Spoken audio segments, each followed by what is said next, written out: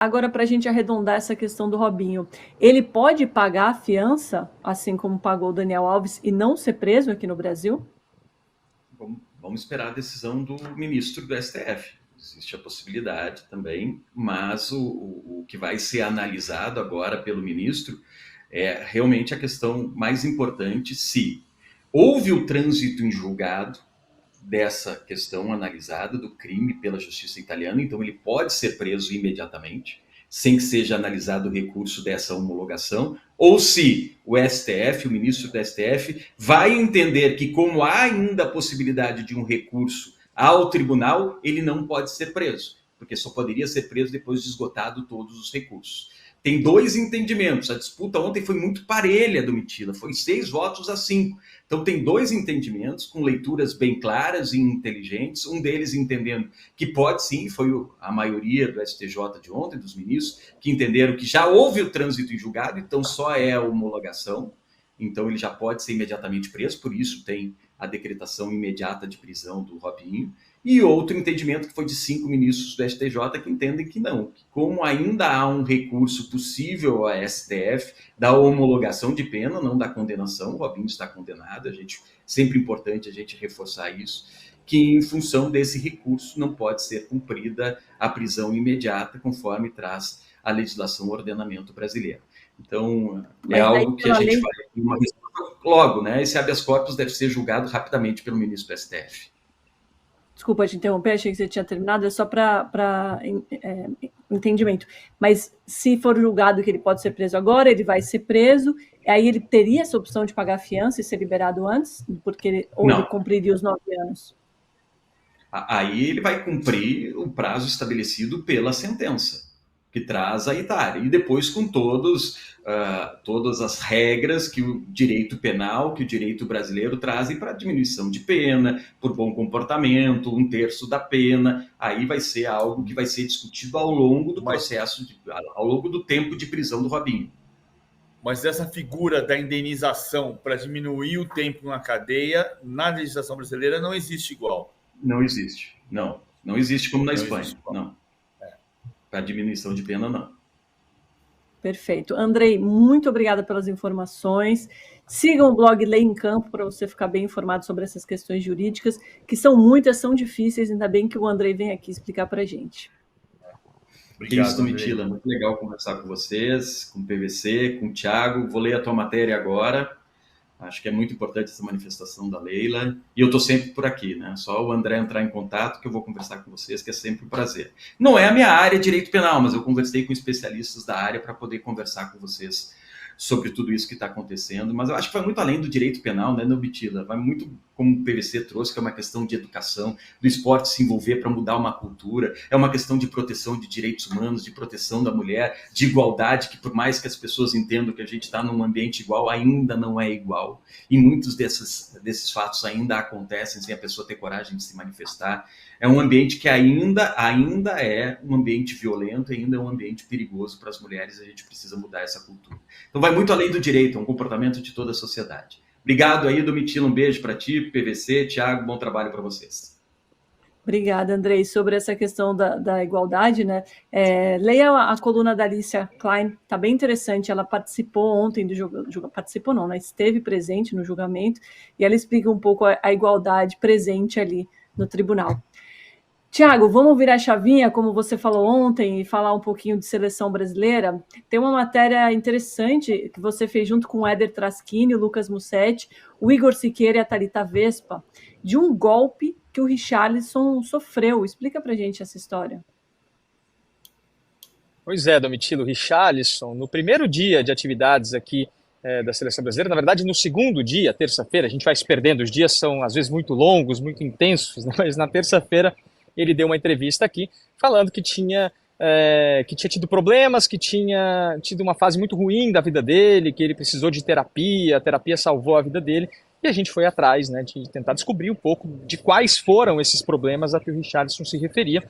Os problemas são relativos à relação dele com um ex-empresário, enfim, a pessoa que morou na casa dele durante muito tempo, e essa pessoa, segundo a nossa apuração, segundo o que a gente pôde descobrir, e aí foram várias pessoas, né, envolvidas, como você disse, a assinatura da matéria é muito longa, são aí 5 repórteres envolvidos, a gente foi descobrindo detalhes dessa história. Por exemplo, não era repassada a totalidade de algum dinheiro, quantias em dinheiro que o Richarlison tinha direito, enfim, ele começou a se sentir ali traído, né, por um ex-representante dele, e realmente isso foi muito duro, né, para o Richarlison, foi um momento muito difícil da vida dele. Ele conseguiu ter essa volta por cima, também com ajuda psicológica no Tottenham, agora também na seleção. A psicóloga da seleção, a doutora Marisa, foi uma das primeiras a conversar, foi um dos primeiros jogadores com quem ela conversou, foi o Richarlison. Então, para ter todos os detalhes, é legal entrar na reportagem, porque tem vários nomes, tem vários valores. Eu estou um pouco receoso de citar todos aqui e me confundir um pouco, porque são muitos dados aí que a gente apurou a várias mãos nessa reportagem do Richarlison, que explica um pouco também do momento do jogador que tem chances, inclusive, de ser titular da seleção brasileira. Disse no amistoso de Barcelona em junho do ano passado que a camisa 9 era dele, né? Ele fez aquela brincadeira, acabou pegando mal, foi vaiado em jogos no Brasil, mas ajuda a gente também, Domitila, a entender um pouco, né, o que passa na vida pessoal do jogador. Às vezes a gente critica e critica com justiça pelo que o jogador está fazendo dentro de campo ou não está fazendo, mas é interessante também a gente entender esse tipo de bastidores para ajudar a compreender por que um jogador de um nível A está numa performance de um nível B, né? Muitas vezes existem vários fatores que influenciam, a gente acaba não sabendo quais são, e essa reportagem explicando aí o que aconteceu na vida do Richarlison coloca um pouco de luz nisso, né? Ajuda um pouco a entender talvez por que ele teve um momento tão complicado na carreira no segundo semestre do ano passado. Perfeito, Thiago, e acho interessante também essa campanha que ele fez por ter uma ajuda de um psicólogo, né, que foi uma coisa que a gente falou muito durante a Copa do Catar, que o Brasil não tinha um psicólogo na delegação, enquanto as 2 seleções finalistas, tanto a Argentina quanto a França, tinham, né, PVC. Então é legal também isso que ele está fazendo em prol dos psicólogos serem importantes para a formação de qualquer pessoa, né, não só um jogador. Você ter apoio, e sim, no fundo o Richarlison estava chocado por um caso de traição de alguém que vivia do lado dele. Quer dizer, era empresário dele, era uma relação profissional, mas não era uma relação apenas profissional. O cara estava dentro da casa dele, né? Então, assim, é uma relação de traição. E isso causou um impacto nele gigantesco. E ele foi procurar ajuda, e a ajuda tanto fez sentido que só olhar os números, que são só um símbolo, né? Evidentemente. Ele tinha um gol na temporada passada, ele tem 10 gols na temporada atual. Perfeito. Thiago, tem alguma informação sobre o time? Como é que foram os últimos treinos? Que já a PVC vai fazer a prancheta da Inglaterra, hein? Para a gente saber se temos chance de vencer a Inglaterra nesse amistoso. Ver como são as coisas, Domitila. A gente traz informações sobre coisas muito mais complexas, né? E sobre o time do Brasil que vai enfrentar a Inglaterra, não temos grandes informações. Ontem o Dorival Júnior até dividiu ali os jogadores em times de colete e sem colete, mas a gente percebeu rapidinho, o Lucas Mussetti, também repórter do UOL, que está aqui, a gente estava juntos ali, batemos o olho rapidamente e vimos, isso aí não é time. Porque tem o Rodrigo num time e o Vinícius Júnior no outro. Tem o Bruno Guimarães num time e o Paquetá no outro. Então o Dorival dividiu ali, mais ou menos para fazer um trabalho coletivo, como ele fez, um trabalho tático, mas sem um time titular. O time titular deve começar a ser desenhado no treino de hoje. Daqui a pouquinho vou recolher minhas coisas e vou correndo lá para o CT do Arsenal, porque tem treino da Seleção Brasileira, fechado, só 15 minutos para a imprensa, para a gente fazer um pouco de imagens ali do aquecimento. Depois a gente vai tentar aí usar as nossas artimanhas para descobrir qual é o time do Dorival Júnior, mas ele tem feito aí um certo mistério sobre essa primeira escalação do Brasil para enfrentar a seleção da Inglaterra em Wembley no sábado. Se você tiver tempo, só para a gente mostrar aquilo que a gente falou naquele dia, se você tiver um tempinho, faz uma passagem na frente do escudo do Arsenal, mostra a distância para o campo e depois voltar para a sala de imprensa, para a gente mostrar para dirigente brasileiro como se é anfitrião da imprensa no ambiente de trabalho na Europa. Que você não fique exposto ao sol e à chuva, correndo o risco de ser atropelado na frente do ninho do urubu, ou do CT do São Paulo e do Palmeiras? É isso, vou fazer esse vídeo, PVC, só um adendo. Ontem a gente não teve chuva, aliás, o tempo muito bom aqui na Inglaterra. O pessoal está falando que a primavera caiu hoje, né, aqui na Inglaterra. O dia da primavera foi hoje, porque está um tempo realmente muito legal. Só que ontem os aspersores do gramado estavam mal regulados ali, e o que teve de jornalista correndo, porque tinha equipamento sendo molhado pelo sistema de irrigação, foi uma festa ali. Foi uma corrida de jornalista tentando salvar câmera, celular. Enfim, a gente não fica exposto ao sol e à chuva, mas de vez em quando vem um aspersor aí molhar o equipamento da gente, coisas da profissão, pequenos perrengues, né? Pequenos perrengues que a gente passa aqui, o perrengue chique, como a gente diz, nessa cobertura da seleção brasileira. Você sabe que na frente do CT, da Academia do Palmeiras, do Ninho do Urubu e do CT do São Paulo, o caminhão pode dar ré e pegar sua câmera também. Também, é verdade. Isso não acontece aqui. Pelo menos não aconteceu ainda. Espero que não aconteça. Tiago, vou te liberar então para você correr lá para o treino. Obrigada pelas informações e boa sorte aí nessa investigação da seleção. Conto com você amanhã aqui no programa. Valeu, Domitila. Estamos aqui, eu e o Lucas Mussetti, tentando descobrir todos os detalhes da seleção brasileira antes desses 2 amistosos. Um abraço para você, outro abraço para o PVC também. Bom programa, bom restinho de programa aí para vocês. Valeu. Notícia de agora que o nosso grande produtor André Lucena mandou aqui, Luiz Fux é o ministro do STJ que vai pegar o caso do Robinho nesse momento, essa tentativa dele de cumprir esse prazo até o recurso ser julgado em liberdade. A gente traz mais informações a qualquer momento aqui no UOL. Temos um superchat do Paul César, obrigada. Ele fala assim, eu não sei, agora você... Não sei se ele tá te zoando ou não, tá, PVC? Qualquer coisa você pode xingar. Manda um superchat xingando ele. Eu só quero me desculpar com o PVC quando falei que a Crefisa comprou o PVC. Eles compraram o apito amigo do KKK Corinthians. Não entendi nada, mas... Não tem problema. Enfim, não sei. Falta que assim, ninguém comprou nada. Ninguém comprou nada. Falta assim... Tá bom. Justo. Depois deixa eu falar uma coisa assim. Pelo baby, e que a esposa dele também está grávida, então parabéns também. Vai ser papai. Parabéns. Diga lá. Não, eu ia dizer a questão da história de a CBF se pronunciar. Eu acho que a CBF pode se pronunciar, o Barcelona pode se pronunciar, o Manchester City podia se pronunciar sobre o Mendy. O Manchester United ele foi quem mais se pronunciou sobre Greenwood, sobre o Antony, até por causa do retorno ao trabalho, saída do trabalho. Mas, assim, o Milan tinha que se pronunciar. Só que, assim, no fundo, não é o pronunciamento que hoje, de certa forma, indiretamente, a CBF fez por meio da chefe de delegação, né? Foi o pronunciamento da Leila, não é o pronunciamento do presidente da CBF. O ponto central, para mim, é o que tem que se fazer do ponto de vista da educação para desaparecer com esse problema, que é um problema gravíssimo, que é um problema social, evidentemente, mas que é um problema que está muito ligado ao futebol. Não é só futebol. O Mike Tyson foi preso. Então, assim, aos atletas profissionais. E isso é uma coisa que todos têm que fazer e todos se fingem de mortos.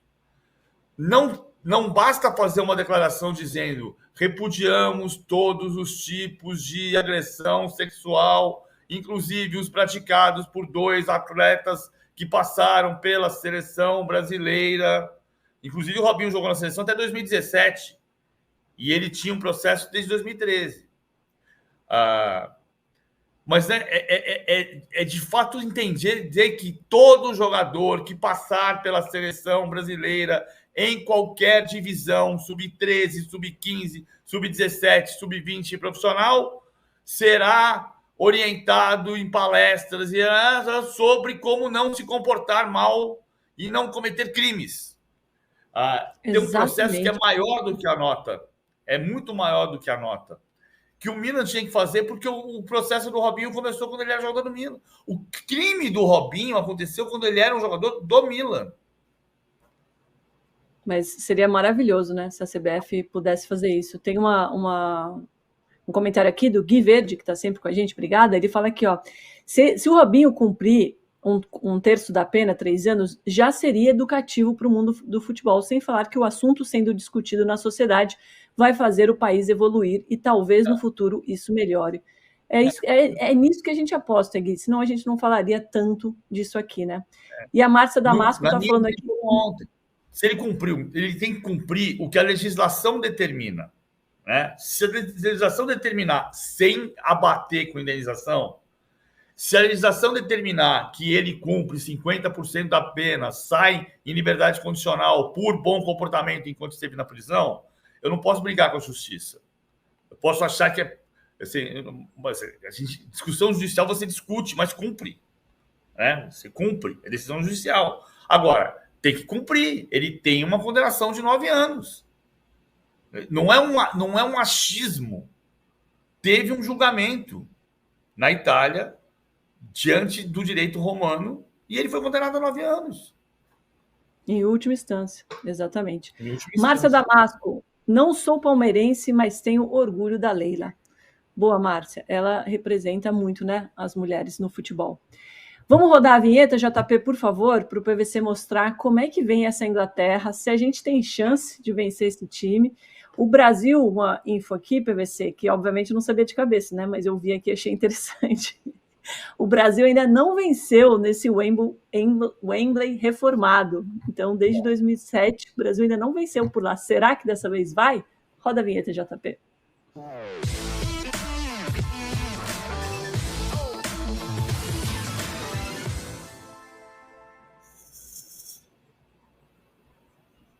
São 4 jogos. O Brasil jogou 12 em Wembley, 4 no novo Wembley. Os 4 não ganhou, são 3 empates e uma vitória da Inglaterra no novo Wembley. No velho Wembley ganhou em 81, 1-0 gol do Zico, e em 95, 3-1, gols de Juninho, Edmundo e Ronaldo Fenômeno. Eu sabia, PVC, que você não ia me decepcionar com essas informações de cabeça. São 2 vitórias do Brasil, 7 empates e 3 vitórias da Inglaterra em Wembley. Isso aqui é a base da Inglaterra, tá? 4-2-3-1. Eles não têm hoje o Trippier, que poderia ser o lateral esquerdo, foi o lateral esquerdo contra a Itália no ano passado. Eles não têm o Alexander-Arnold, que jogou no meio-campo no jogo passado contra a Itália e no jogo contra a Macedônia do Norte. E não tem o Grealish, está machucado. Então, o time provável, o time possível é Pickford, do Everton, é Walker, e aí o Walker sobe um pouco mais para o meio-campo para dar amplitude, embora ele possa fazer terceiro zagueiro. Stones, Maguire e Joe Gomes, que pode ser o lateral esquerdo. Com isso, ele pode fazer diferente também. Ele pode trazer o Walker para volante e subir o Stones para fazer um papel de médio direito e jogar para frente Foden, Anderson, que hoje joga no Ajax, saiu da Arábia, Harry Kane, Bellingham e Rashford, que fez o gol no Manchester United de Liverpool na semana passada. Aí ele faz um 3-2-5 com a bola. Mas não é uma certeza que ele vai fazer um 3-2-5 com a bola, porque o Southgate não é um técnico ultra moderno, ultra avançado. Então ele vai fazer, defendendo, ele faz um 4-4-2, deixa o Bellingham mais perto do Harry Kane, mas com a bola ele faz um 3-2-5 ou um simples 4-2-3-1. Amanhã nós vamos fazer uma prancheta diferente. Uma prancheta da história de Brasil e Inglaterra, com jogos do passado, 70 e 2002. A não ser que o André Lucena não gosta de ideia e me cornete. Vamos deixar o chat te cornetar, o que você acha? Eles são bons Justo. nisso, né? Eles são bons nisso. Manda aqui no comentário, vocês querem essa prancheta ou não? Vou dar uns minutinhos aí para a gente falar. A gente já passou do horário, mas tem mais uma notícia, PVC, que é sobre esse entreveio entre Palmeiras e W Torre, que terminou na questão do gramado, por enquanto, como a gente mostrou aqui no programa ontem, mas na justiça continua e chama a atenção dos torcedores a diferença dos valores no balanço do Palmeiras. Porque o Palmeiras protesta e dá na justiça por 160 milhões de reais devidos pela W Torre. Esse valor é o que o departamento jurídico do Palmeiras entende, que com juros, multa, correções, vai bater 160 milhões, e eu não duvido desse valor. Acho que a justiça pode determinar, de fato, que a W Torre tem essa dívida com o Palmeiras. Acontece que no balanço do Palmeiras apareceu um valor de 121 milhões de reais. A revista Veja publicou, mas está no balanço do Palmeiras. E o Danilo Lavieri também publicou. 121 milhões para 180, vai uma diferença. Vamos combinar, né? Então, o balanço, vamos dizer que tem uma diferença entre o que o departamento financeiro acha correto colocar na contabilidade, mesmo que seja um raciocínio conservador, para não julgar que tem um valor a receber maior do que tem e driblar na contabilidade. O departamento financeiro do Palmeiras é muito correto nesse aspecto. Não tem drible. Então, ele foi conservador e correto, colocou 121. E tem 38 milhões de reais de dívida que a W Torre tem a receber do Palmeiras. O Palmeiras não contesta esse valor, está no balanço. Então, o saldo passa a ser 83 milhões a receber pelo Palmeiras. 83 a receber pelo Palmeiras é diferente de 160 a receber pelo Palmeiras. Embora eu confie no palavra do departamento jurídico do Palmeiras, que entende que vai ter ganho de causa e receber 160 milhões. Isso não é uma novidade, porque a dívida em outro valor no ano passado já estava no balanço de 2022. Acontece que é a primeira vez que entra no balanço depois do Palmeiras ter entrado com um inquérito, com um pedido de abertura de inquérito por apropriação indébita. E aqui é que eu acho que tem um ponto central, né? Não dá para dizer que a W Torre também poderia fazer um processo de apropriação indébita em relação aos 38 milhões que tem a receber do Palmeiras. Mas também não sei se uma relação de parceria é para você entrar com um pedido de inquérito, de abertura de inquérito por apropriação indébita com um parceiro. Então, voltamos de todas as informações aqui dadas para uma opinião que vocês já sabem que eu tenho. A relação Palmeiras-W Torre precisa ser de parceria e não de inimigos. E quando você percebe pelo balanço que tem um dinheiro a receber e outro dinheiro a pagar, isso só reforça a teoria de que é um casamento e que tem que ser uma parceria, não uma relação de inimigos.